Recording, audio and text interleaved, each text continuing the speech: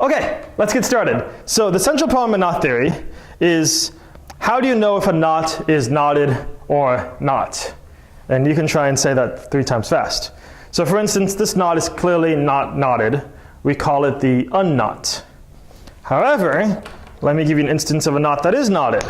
You can break it open, and you can tie it into an overhand knot, and you end up with this knot that we call the trefoil. So you see the threefold symmetry of it? So I can draw that up here. So we have the unknot,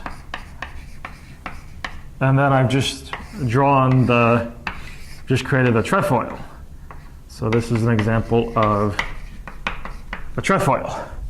And so the question is, okay, how do I know if the trefoil is secretly the same thing as the unknot or not? So what do I mean by that? Is there a way to deform the trefoil without breaking it open to end up with the unknot? And maybe you notice, like, oh, I can deform it, and I can get, here's a different knot that I got from the trefoil. It's a little bit different. It has some more like a 2-fold symmetry instead of a 3-fold symmetry. So I took the trefoil, and if you pull one of these guys over, you should end up with something that looks, oh, let's see if I'm going to get this right. Something like this. On the second page of your handout, oh, that is much too complicated. That is not what you get. You obtain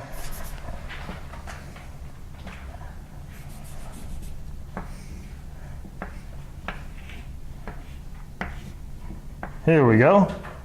Yeah. So you get something that looks something like this. And we just saw that. You took a trefoil, 3-fold symmetry, like in the knot above, and then you just pull this guy behind, and then you get this nice 2-fold symmetry. So we consider these equivalent. We're going to consider these equivalent knots. But the question is, well, how do we know if these guys are equivalent? So it's pretty easy to tell if 2 guys are equivalent. You can deform one into the other. But the challenge is, how do you know if they're not equivalent? Does that make sense? Okay, so let's formalize this a little bit. So our definition for a knot is, we're going to say a knot is an embedding of a circle. So I'll denote that by S1. That's my notation for a circle. It's a one-dimensional manifold, like a line. It's a circle into 3-dimensional space. So for now, let's stick with R3. We might look at different 3-dimensional spaces in the future. So that's what a knot is. And we say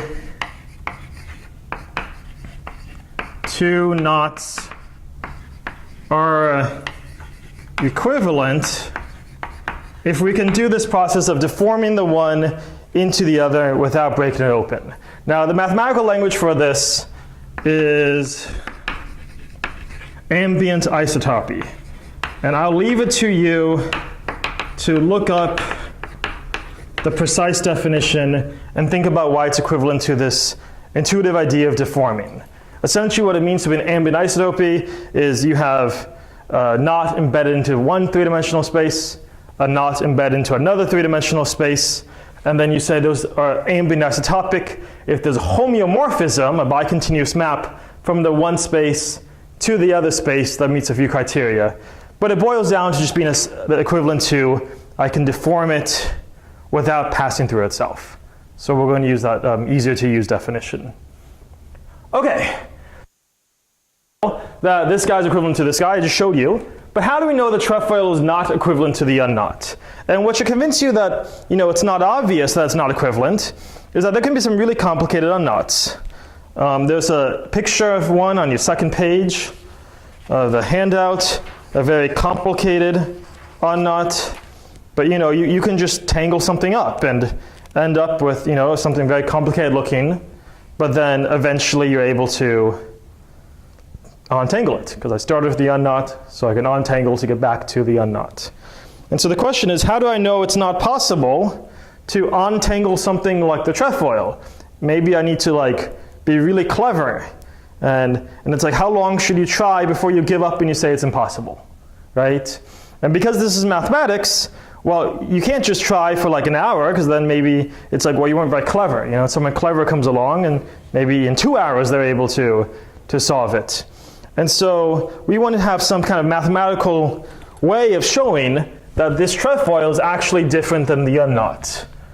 And not just that the trefoil is different than the unknot, but then we start asking questions like, how many knots are there? So here's a table of knots. And it's all different kinds of knots. They look different, but how can you be sure that they're actually different? And the historical motivation for this question has to go back to the late 1800s, where there was this theory of this ether that permeated the universe. It was like, so how do waves travel? Sound waves travel through the air. Water waves travel through the water. So it's believed that the light waves must travel through some medium. So you know this idea, this physics? Luminous ether. This what? The luminous ether. That's right, yeah. So it's believed that there was some substance that permeated the universe. Hey, welcome. You can grab a handout. Some substance that permeated the universe. And so while people were trying to develop various atomic models in this era, one individual, Calvin, Lord Calvin, from whom we have the Calvin system name, had this vortice theory of atoms, where he thought that each atom was some kind of like vortex in this ether that was a circle, but it was knotted up in some way. And the different ways that it was knotted up would give you the different atoms. And so he thought you could essentially make a periodic table by tabulating the knots. And so then there were the efforts that he recruited a few mathematicians to try to tabulate all the knots that you could, figure out which ones are equivalent and which ones are distinct, because in doing so, then you can know these are the elements, and maybe somehow the knottedness of it gives you the properties of the elements. Okay. Well, it turns out they were completely wrong, right? This is not what an atom is. An atom is not a knot. So the science is bad. But the mathematical question it raises is interesting, is how can you tell if two knots are equivalent or not? And if you go back and you look at some of the old tables, even from like the 50s and 60s, much later, there are some mistakes you can find in it, where they thought they had listed distinct knots, but it turned out the two of them that look very different were actually secretly equivalent. So it's a really hard problem to just get some intuition about, well, how do I know if these knots are actually different or not? I mean, okay, you look at the trefoil and it's like, how could it possibly be unknotted, right? But still, you want a proof that it's not unknotted. You want a proof it actually is knotted. And you want some techniques that let you distinguish more complicated knots or identify more complicated knots as being equivalent. So one of the major goals of today and ongoing lectures will be to find ways to distinguish or identify knots as being equivalent or not. Is that clear? Cool. So I want to just ask you for some of your intuition about knots, just to see what your thinking is coming in. If you already know, don't answer, but if you have some gut feeling to it out there, how many knots do you think there are? Infinite. Infinitely many? Yeah. Who agrees? Who thinks maybe not? Maybe there's only 2, right? Or maybe there are 17. Like in geometry last semester, those of you who were in it, we did this wallpaper classification. And we saw that there were 17 types of wallpaper, right? Why 17? It's kind of a hard question to answer. Maybe there are 42, right? Maybe it's a deep fact. There are 42 knots. So another question we might want to answer, we won't get to today, well, maybe we can answer it today, is how many different kinds of knots are there? Okay, so those are some of the kinds of questions we want to begin to engage with. And then in future lectures, we'll start bridging out to see how knot theory connects with other areas of mathematics.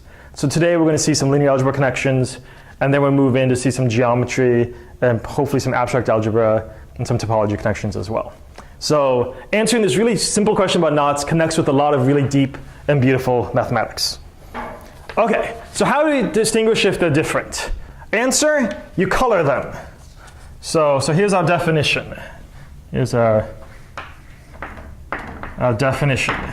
We're going to say a knot diagram, where the knot diagram is just what I drew on the blackboard. This is the knot, the projection onto two-dimensional space is the knot diagram. So we're going to say a knot diagram is colorable if each arc can be colored.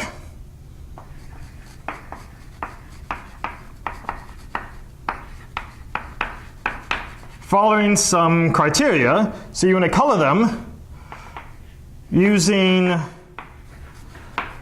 3 colors. So limit yourself to red, blue, and yellow, or 1, 2, and 3, or whatever your favorite 3 colors are, such that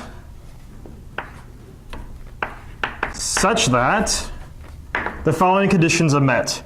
Condition 1, you use at least 2 colors. So don't color the whole thing blue. Use at least 2 colors overall. And condition 2, at any crossing,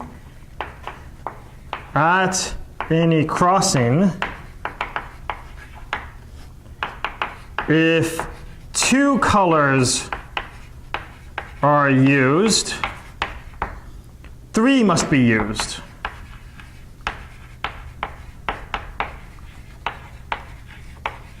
What I mean by that is, if at a crossing you use at least 2 colors, then you actually have to use all 3. You can't just use 2 colors. Another way of saying this is that at each crossing, either it needs to be all the same color or all different colors.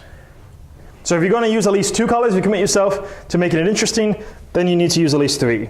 So let me show you what I mean by this. Here's my trefoil. Here's a crossing. So when I say crossing, I just mean, so this is what a crossing is. A crossing is just where the knot crosses over itself. And so I want to start coloring it. So maybe I choose this arc, and I color it some color.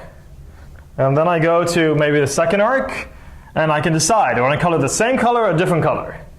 Well, if I try and color the same color, yellow, then I'm forced to color this third one yellow as well. Because if I was to use 2 colors, I'd have to use 3, but I don't have room for 3, so I have to use yellow as well.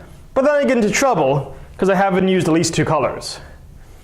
So this second arc, instead of coloring it yellow, I should have colored it red.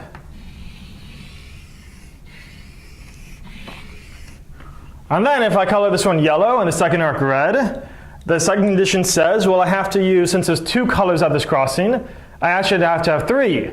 So I'm going to change this third one to blue. And now I've met both of the conditions.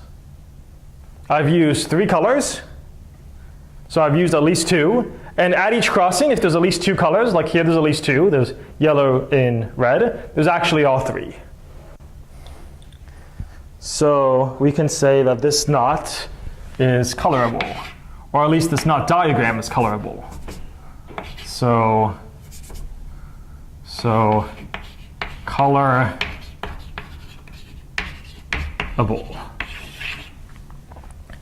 How about the unknot? Why not? You can't use 2 colors. I can't use 2 colors, that's right. Like the moment you start coloring it, it's like, well, there's only 1 arc here. So the unknot is not colorable.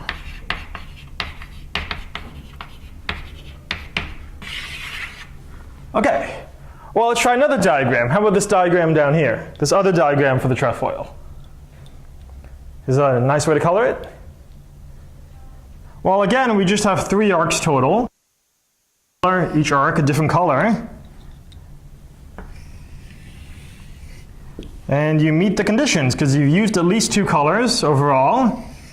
And at each crossing, you've used all 3. So at each crossing can either be all the same color or all different colors.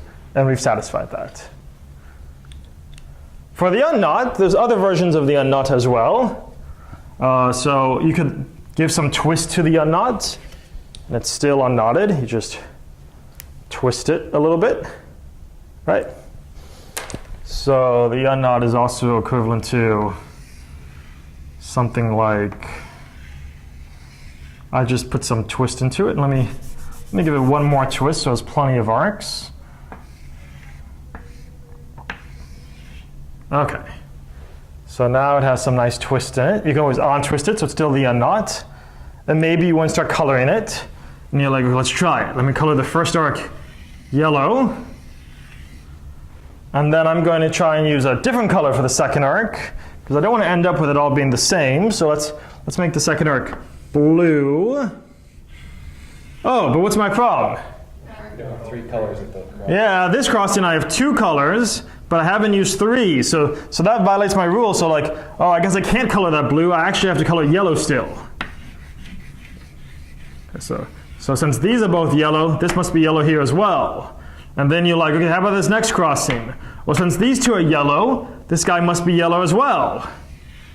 Oh no, I've ended up with it all being yellow again, which now violates the first condition. So in trying to be true to the second condition, I violated the first. And so this is not colorable as well.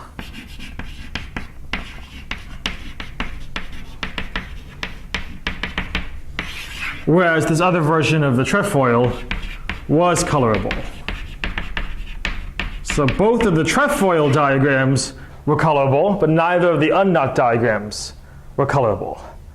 Okay, and based on this extensive data, who wants to make a claim, a conjecture?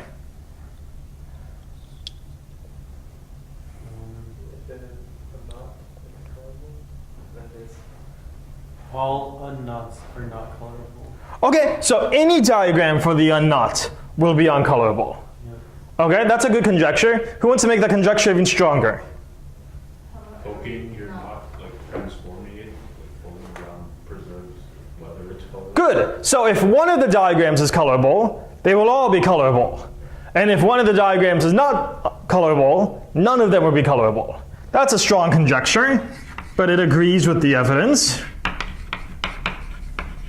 So let's see if we can find more evidence for this. So conjecture, we'll just say if a knot diagram is colorable, then all equivalent diagrams are colorable. And likewise, if a knot diagram is not colorable, then that means that all equivalent diagrams are not colorable. Well, to find more evidence of this, go to your second page.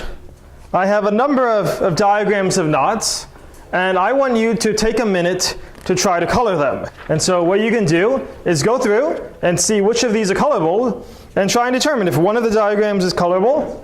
Can you conclude that the second one is colorable as well? Or do you ever have a case, in at least these examples, where one is colorable and one is not? So you may need to like bring colored pens to this class. So think of this class as kindergarten. And colorful pens would be helpful, and But like advanced kindergarten, right? oh yeah, like honors kindergarten. Yeah. You could just color with numbers if you don't have a lot of colors, like 0, 1, 2, or 1, 2, 3.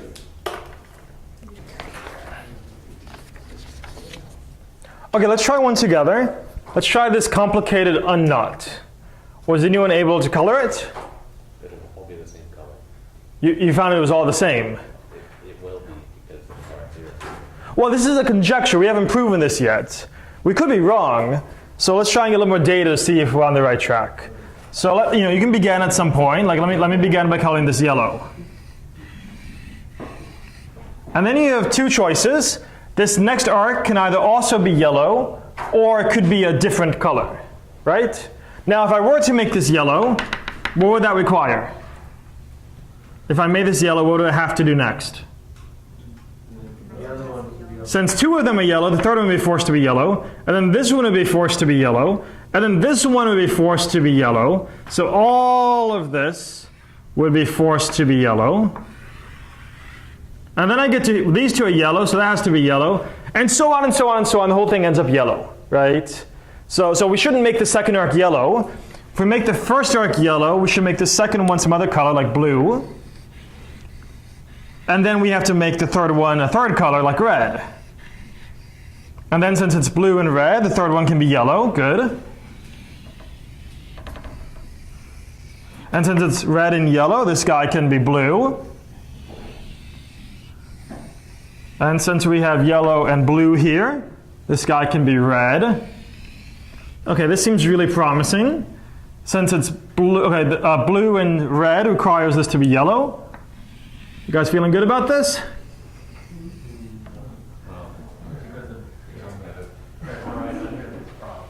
I think we're fine. So this is yellow, and now we're free to make this whatever color we want.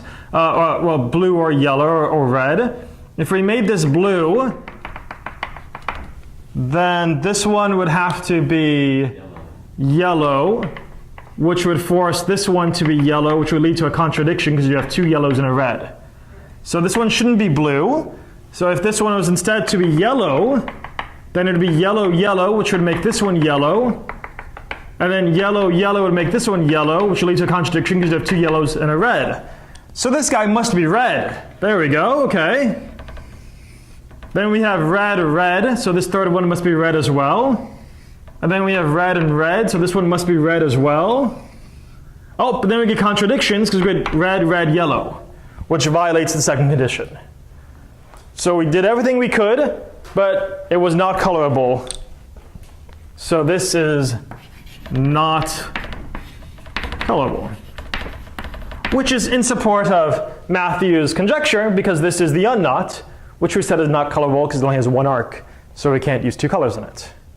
Okay, how about the rest of them? Did you guys find any contradictions? Did you find where one diagram was colorable and one was not? They seem to all work, right? If one was colorable, then they were both colorable. If one was not, they were both not. Good. Is the figure 8 colorable? No, I don't think so. Yeah, the figure 8's not. Okay, I was concerned first. And so you can chase through it just similar to how we chase through this and see that no matter what you try, you get into contradiction. So the figure 8's not colorable. Very good. Okay, so what are we to do then? How are we to prove this? We can collect more and more data, but again, maybe there's some really clever example somewhere that we're not thinking of. So we want to get a proof. And so to prove this, we need to go back to some work by Reidemeister. And so here's how Reidemeister thought about things. This was in the 1930s, so we came a little bit since the late 1800s. Mathematicians have been working on this, and this was Reidemeister's great insight. Reidemeister said, there are three ways that you can move things in a knot. Three moves. The first one is a twist. You can put a twist in it. If you have, imagine you just have some arc of a knot. This belongs to some bigger knot. Then what you can do is you can put a little twist in it. So I'm going to draw this, I call it R1. And what it is I have some arc, and I put a little twist in it. And I can do either overhand or underhand twist, either way you want to do it. You're just putting a twist into it. So this is the first move. The second move Reidemeister thought about was that another really fundamental way you can change a knot is not just by twisting it, but by poking it. So if I have two arcs in a knot, I can poke one on top of the other. Separate together.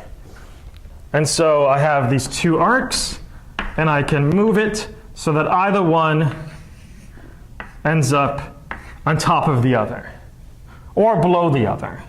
So you can call that a poke. And then the last one is called a slide. It's a little bit tough to visualize, so I'm just going to draw it on the board. I have some crossing somewhere,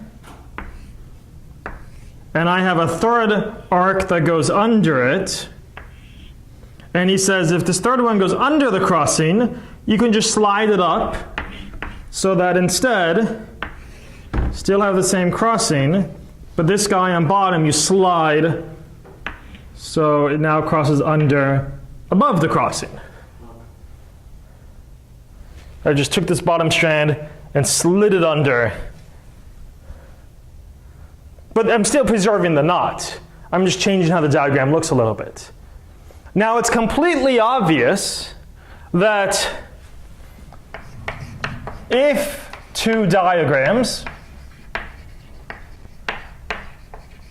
are related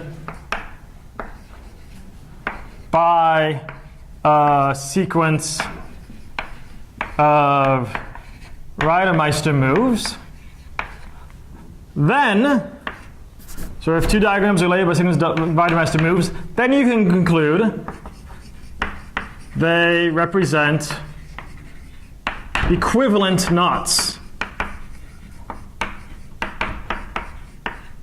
Right? Because these are just simple deformations. They don't break the knot open or anything. They're just deforming the knot in three-dimensional space. Is that obvious? Clear? Okay, so that takes no thought whatsoever.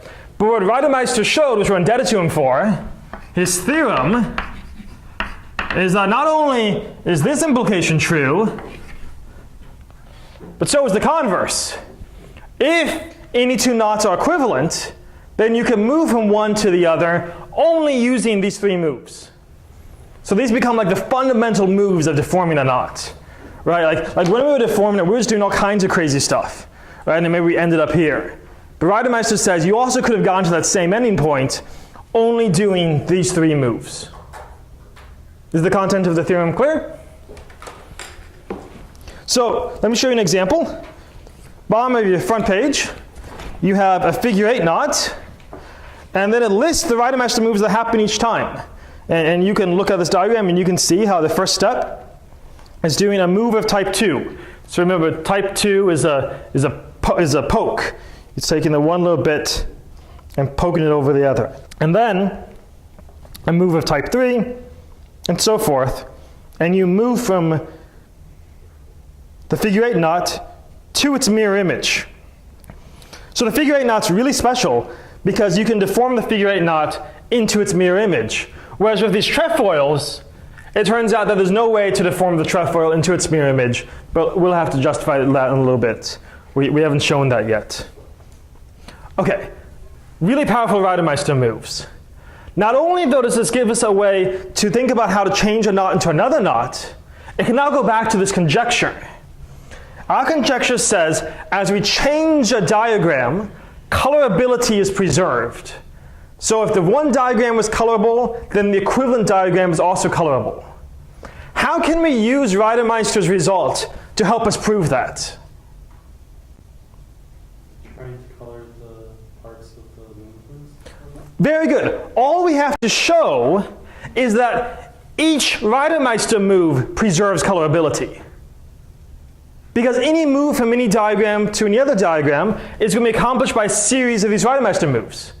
And if each one of these preserves colorability, then you know that if the thing you start out with is colorable, you go through a series of moves, you're going to end up with something that's colorable. And if you start out with something that's not colorable, then you end up with something that's not colorable as well. So, proof of the conjecture, and I'll leave this as homework, but the idea of it is you show R1, R2, and R3 preserve colorability. That is, if you started off colorable, you're still colorable. And if you start off non-colorable, you're still non-colorable. So let's give an example of how you would do this. Let's do it with R1, the easiest one. So R1 begins with some arc. Maybe it's red. And this is part of a larger diagram, right? Now when I deform it, I want to add a twist to it. So now there's going to be this little twist there. And so I have an additional arc. What should I color this so it's still compatible with the rest of the diagram? Red. Yeah, you just color the whole thing red. And then you check. Have this crossing, it's all red, that's fine, that meets the second condition. How do I know there's at least two colors used in the entire diagram? Because they were deformed. Because they were in the before, exactly. If this was colorable before, there were at least 2 colors used. And so there must still be some other color, some blue somewhere else, or some yellow somewhere else not seen. And so similarly, you can argue that doing R2 and R3, it's a little bit more involved. Maybe there's a few cases for R3 in particular. But you can show that doing them, if you began with something that's colorable, introducing a move like this, there's still some way to color the new arcs that make it so it's still colorable. Is that clear? So we've proven now the conjecture, or at least you will in your homework. Okay, very nice. So what's next?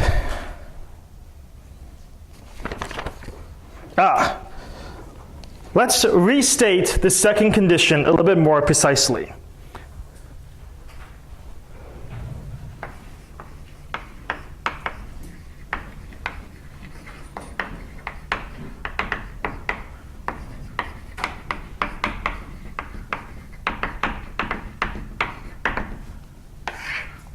How are we doing on time?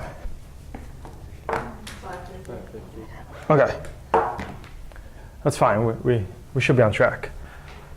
So let's restate condition 2 a little bit more precisely. Instead of using colors, I'm going to go back to numbers. Right? This is math. And so we're going to use numbers. And so let's just say I color these with some numbers that are labeled X, Y, and Z, where X, Y, and Z, and all my other labels are chosen from the colors, which are numbers, 0, 1, and 2. Okay, so this is like red, blue, and yellow. I'm just coloring it some colors. But each crossing, you label it. Each arc is labeled something, either 0, 1, or 2, meeting the same conditions. So that overall you use at least 2 numbers. And at each crossing, if you use either all the same number, or one of each. So this could be 0, 0, 0, or 1, 1, 1, or it could be like 1, 2, 0. I claim that condition 2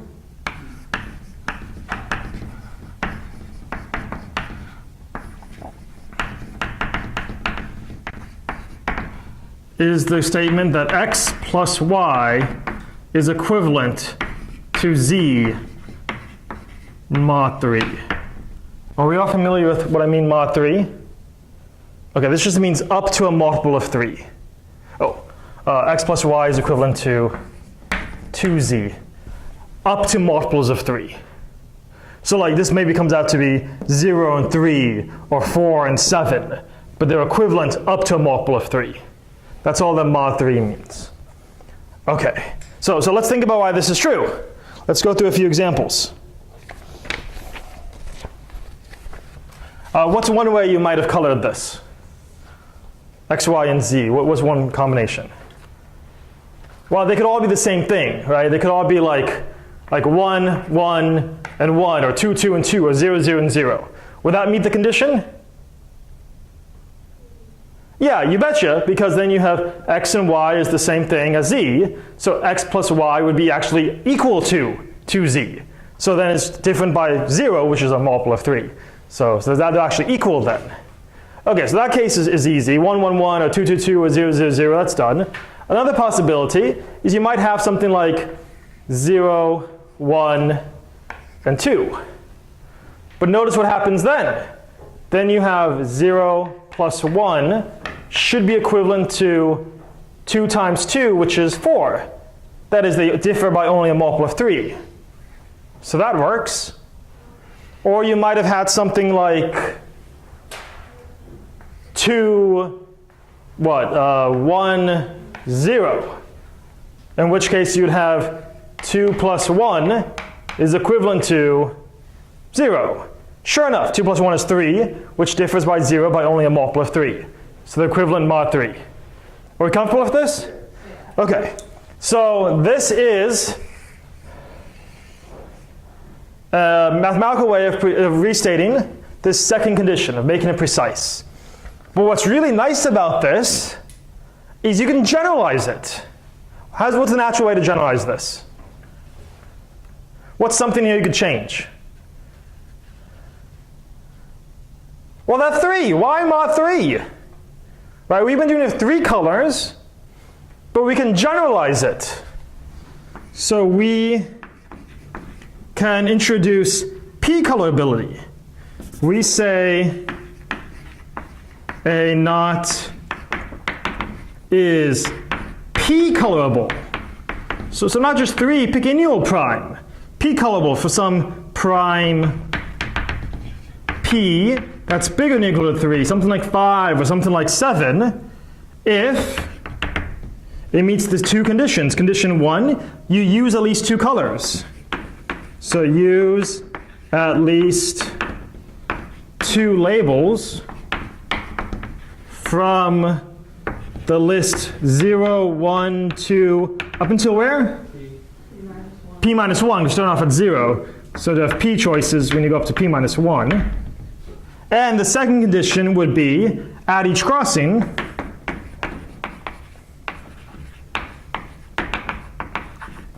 where your crossing has Z on the overcrossing, and X and Y as the 2 undercrossing arcs, you should satisfy that X plus Y is equivalent to 2Z mod P. Cool? So we can talk about it being 5 colorable, or 7 colorable, or 11 colorable. Now, you might be suspicious, why did I say P has to be bigger than or equal to 3? There's a prime I left out. The prime P equals 2. And part of your homework is to think about why you can't 2-color anything, and how it would lead to a contradiction in these conditions. And so you can think through and see how, it's a similar problem to what happens over here. Kind of the same spirit of what happened here of, okay, if one thing forces the other thing to be something, and you end up with the whole thing being the same color. But you can work through those details to see why you can't 2-color anything. Okay, beautiful. So why is this useful? When we simply had colorability, what colorability did is it put knots into 2 baskets. Those that are colorable, the deplorables, and those that are colorable, and those that are not, right? And so what it allows you to do is to distinguish, okay, this knot's colorable, this one's not, this one's, and so it's nice because you can see things like, oh, the trefoil's colorable, but the unknot is not, and so you can distinguish those, right? But the problem is, within the colorable basket, there's a whole lot of knots, and we can't distinguish between them. And within the non-colorable basket, there's a whole bunch of knots, and we can't distinguish between them. And so we can't tell, like, well, there are only 2 kinds of knots, right? We've only distinguished into 2 groups, and we just know that this group, stuff here, is different than stuff here, but we can't distinguish within the group. How does this solve the problem by generalizing? How does it help?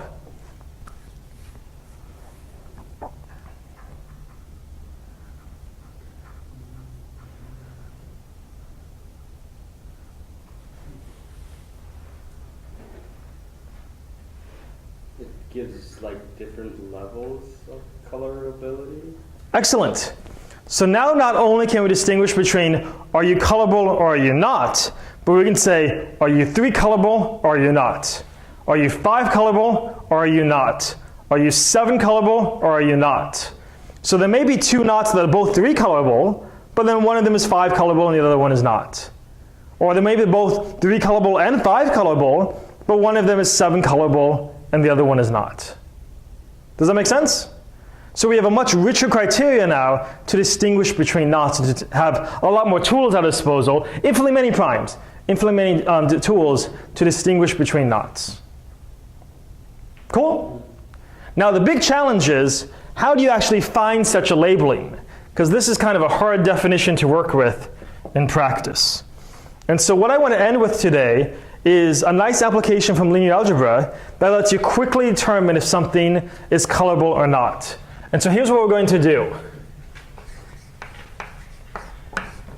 I'm going to give you an algorithm that takes a knot and spits out a matrix. This matrix will have some determinant. And it's going to turn out that this knot is p colorable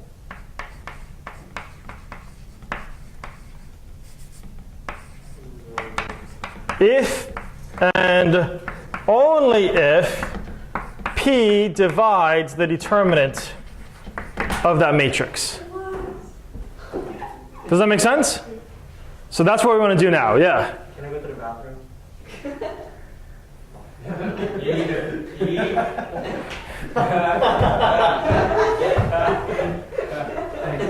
You need some help with that? Don't come back. So we're going to see a knot is P colorable if and only if P divides the determinant. So really, really cool application in linear algebra. You guys remember matrices, determinants? We've seen it before? Yeah. Okay, intro to linear algebra, you would have seen this, or even high school oftentimes you see. So let's end with that. Now I'm not going to chase through all the details of why this algorithm works in your hand detail. And I'll refer you to some reading where you can go through and actually prove it. But I just want to show you how it works in practice. And I have a knot here. Well, let's just do it for the trefoil. Let's keep things really simple. Let's just do it for the trefoil. So here's my trefoil. What we need to do is we need to label each arc and we need to label each crossing. So I'm going to give some more colors. Where's my... So I'm just going to label my arcs here, x1, x2, x3, and I'm going to label my crossings. I'll call this like crossing 1, I'll call this crossing 2, and crossing 3. And then the way my matrix is going to work is it's going to be a matrix that's crossings by some data about the arcs. And here are the entries of the matrix are going to be. Remember, at each crossing, our coloring condition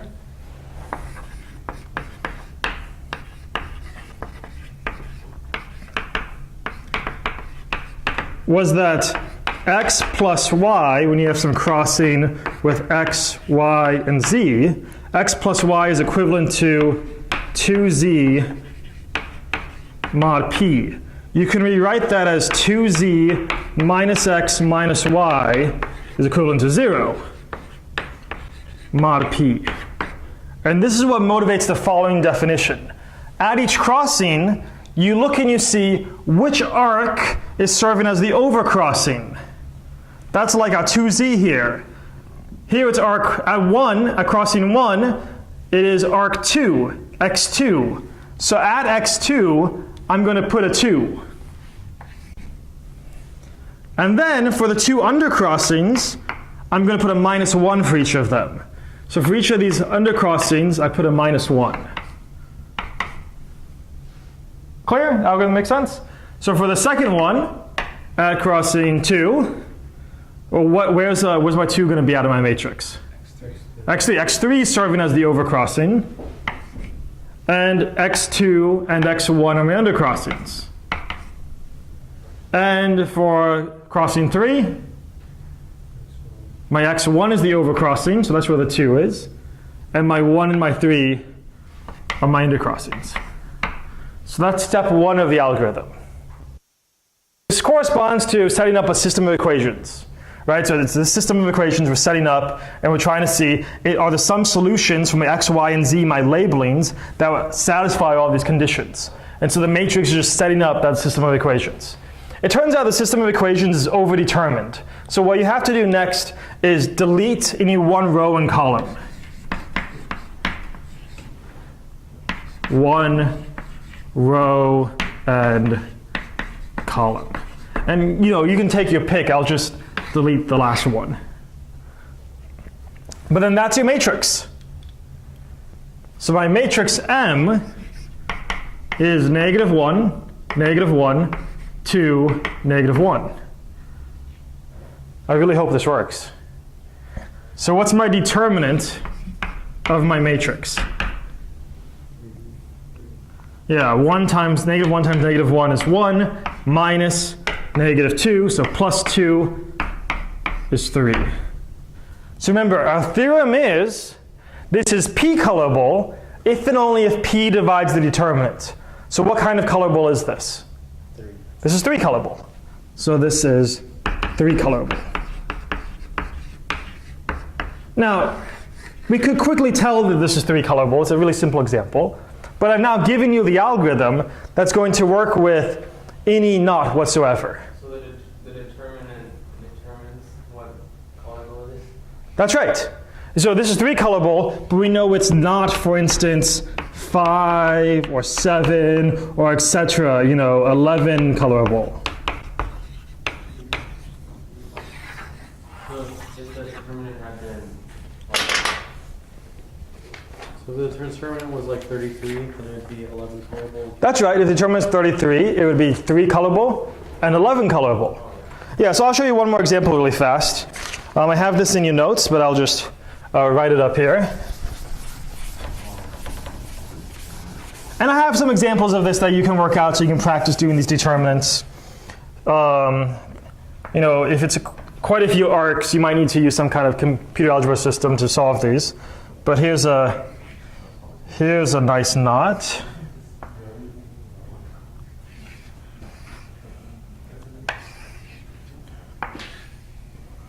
Let's see if I can. Okay, so this is the knot 7-4. So does anyone guess why it's called 7? Yeah, this is the fewest. I mean, you could always make more crossings by twisting, but the fewest number of crossings you can draw with is 7. So there's 1, 2, 3, 4, 5, 6, 7. So this would give rise to a 7 by 7 matrix. You would delete a row and column, so you have a 6 by 6 matrix. You would calculate the determinant of that matrix, and it comes out that the determinant of the matrix associated with this knot is 15. All right, so you get some 6 by 6 matrix by doing this algorithm. It comes out to be 15. So what would that tell you about this colorability? How is this colorable? Yeah, so that would tell you that this is 3 colorable and that it's 5 colorable. And so you would know, for instance, that this is not the same thing as the trefoil. Because although they're both 3 colorable, this one is 5 colorable, whereas the trefoil is not. So there's no way, no matter how clever and how long you try, to turn this into the trefoil without breaking it open. Is it also 15 colorable, or is it only for the prime factors? Oh, so colorability only works for primes. And just as it doesn't work for 2, you can think through why it needs to be prime. Oh, very good. So we said this guy has 7 crossings. index for the different types? Yeah, so there are other guys that have 7 crossings too. And so the first one, the second one, the third one, this is the 4th one. Okay. Yeah. That's right. So it's just like an artificial indexing that doesn't have any geometric significance. Okay. So in your handouts, it'll take you one step further than this, but I'll leave it there for now. And what we found now is some system to distinguish between knots. A word of warning though, you might think we're done. You might think that this is powerful enough to distinguish between any 2 knots. It turns out that there are some knots that are not equivalent, but that have the same determinant. So what does that mean? It means you need another tool. That's right, because since they have the same determinant, they have the same colorability conditions for all primes, right? And so we need to think of new invariants to help us distinguish between them. So while this is a powerful method that will let us distinguish between a whole lot of knots, there will still be some knots that have the same determinant. And in your handout, I give you lots of examples. You can calculate it, and you can try and find some examples that are different, but have the same determinant. Although you won't be able to convince yourself they are different, because this is the only tool we have so far to distinguish between them. So it's an insufficient tool, but it's a pretty good tool. Something you can think about is, have we done enough work to convince ourselves that there are infinitely many knots? Can you come up with an example of a knot that's colorable for any prime? Right? Like this was colorable for 3. Can you think of a knot that's colorable for 5, for 7, for 11, for 13, for 17? Can you come up with some generic like algorithm or some pattern, right? Maybe you can do something similar to symmetry. It's threefold symmetry, it's 3 colorable.